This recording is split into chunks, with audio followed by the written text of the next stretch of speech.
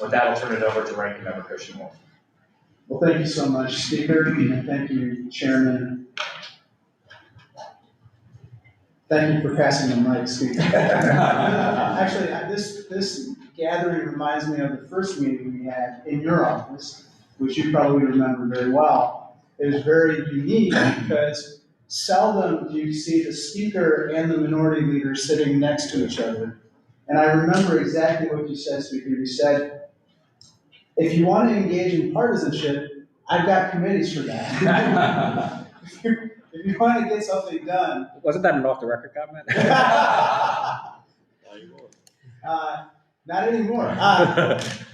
If you want to get something done, this is a committee where we're going to get something done. And thank you, Chairman Gallagher, for your incredible leadership, and thank you to all of you for your service.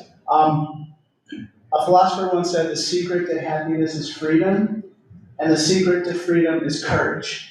And today I brought a picture of precisely that scene of courage that the Speaker described and the Chairman alluded to, which is the scene that is indelibly imprinted in all of our minds about Tiananmen Square. This man standing in front of that tank, and people had a choice on that day.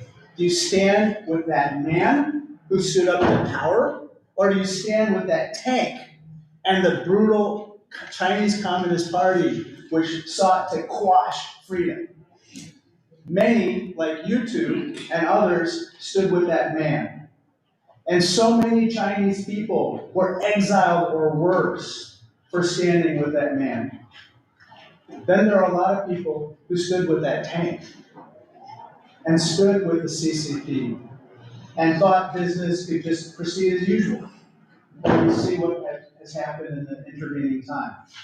And so today, we have to remember that when Chairman Xi Jinping says he will, quote, crack down hard on subversion and separatist activities by those deemed as, quote, enemy forces, he is telling the world that the CCP will send those tanks again against anyone who stands up for freedom. And he will deem his own people enemies of the state. We've seen this in Xinjiang with the genocide of the Uyghur people. We've seen this in Hong Kong with the suppression of people who seek freedom. And we see this, of course, in Tibet with the persecution of the Tibetan people. And so today, we say with one voice, in a bipartisan fashion, no more. No more. We are going to speak for freedom. We're going to stand with anybody who does the same.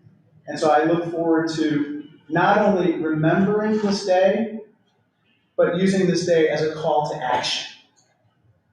That is what this committee is about. And so thank you, Speaker, thank you, Chairman, thank you to all of you for joining in acting and not just remembering based on what happened in June of 1989.